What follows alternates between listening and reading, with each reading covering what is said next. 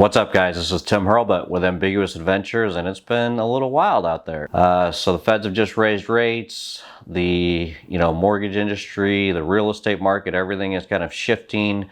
And for those of you that are watching this video, you're probably watching it because you either run Airbnbs or you're thinking about starting a VRBO or an Airbnb. And so what we wanted to do today was just kind of share the things that have been working for us, our key insights. So I think there are some key fundamentals to, what we've learned over the last few years that we'll share with you today. So first, we're going to jump on the computer, just kind of talk about how we're getting to our $50,000, $60,000 a month numbers on 4 properties. And then we'll kind of give you some insight on why we think it is the way it is and how we're getting there. So let's jump on the computer right now. Let's go. All right, guys, let's get it. So we are on the Airbnb main page here. Before I flip to our stuff, it's interesting. So I'm here just on the traveling site, and I will just tell you, Airbnb does a very good job of letting you know what it is they want to put out there.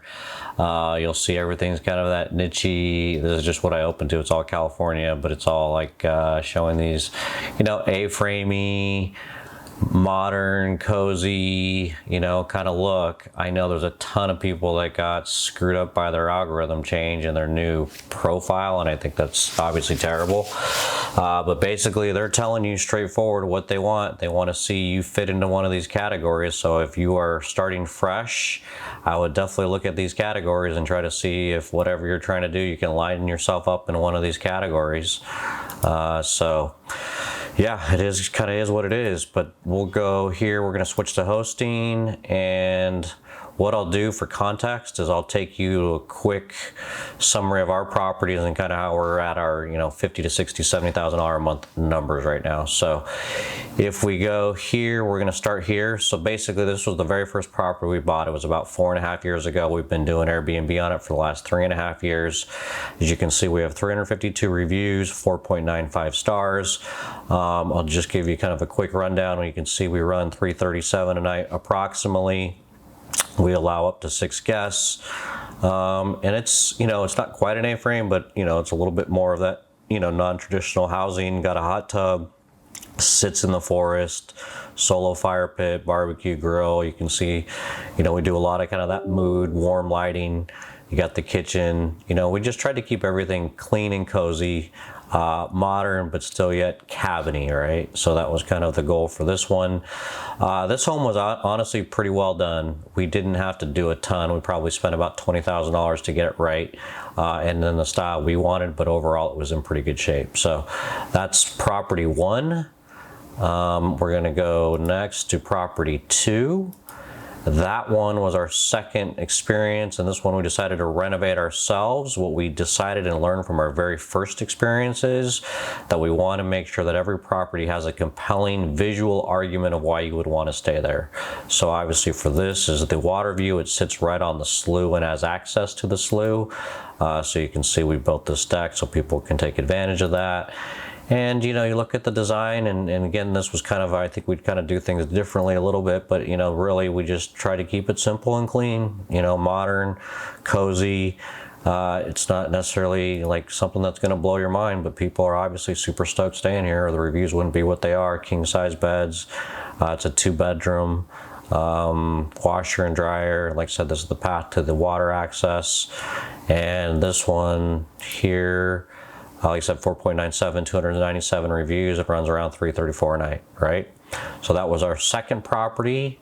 Our third property, we had started to kind of really figure it out. So our third property, when we saw this one, we bought it on the spot. So we actually bought it over the phone, and then when we got there, we were like, yes, we cannot let this one get away. So this one has a huge wraparound deck that basically looks out over this huge lake on the coast, 10-mile lake. And you can see that here's the view for sunset. It's absolutely gorgeous. But people love just hanging out on this deck, barbecuing, hanging out inside, 65-inch TV.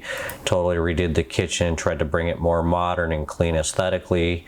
Added that copper sink. People love the copper sink.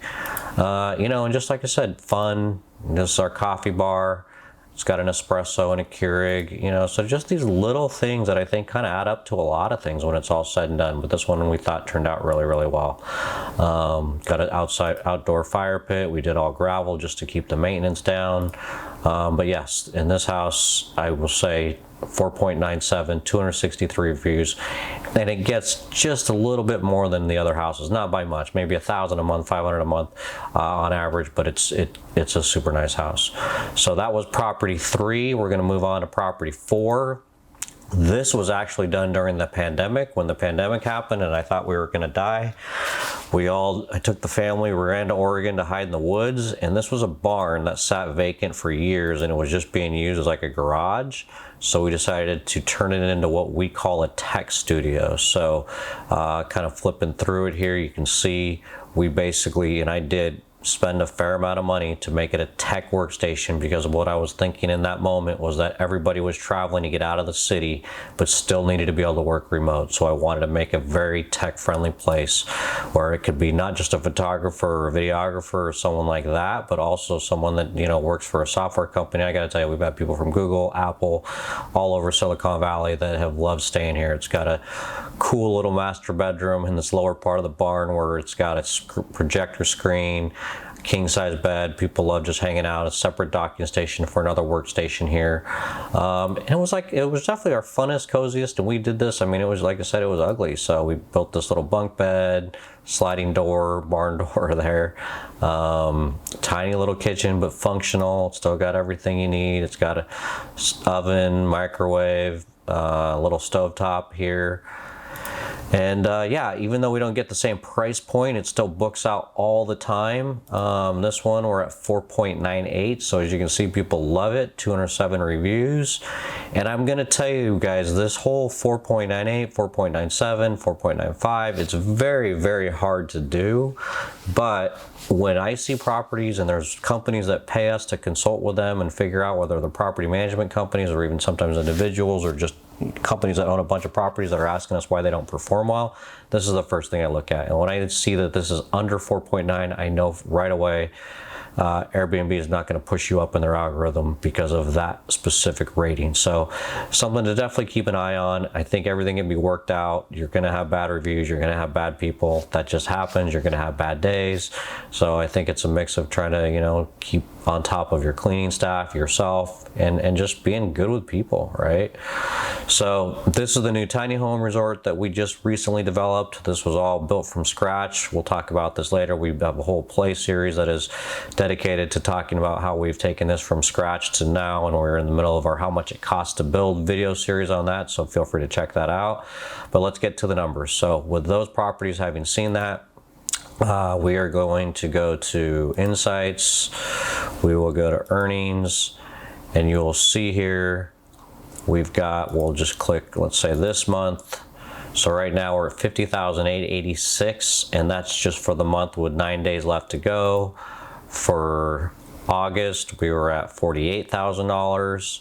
For July, we were at $45,000, and I pulled these all over onto a spreadsheet, but I didn't want anyone to think that we were making up these numbers. So you see here, there's VRBO. Guys, I got to tell you, don't sleep on VRBO. They are actually a very good source of revenue for us. So again, for the sake of validity's sake, we'll go here. 1/1/22 to 9/1/22, so that's this year. I'm going to refresh it so you guys can see. Refresh. And you can see, actually that's taking it from 2020. Let's go to 2022.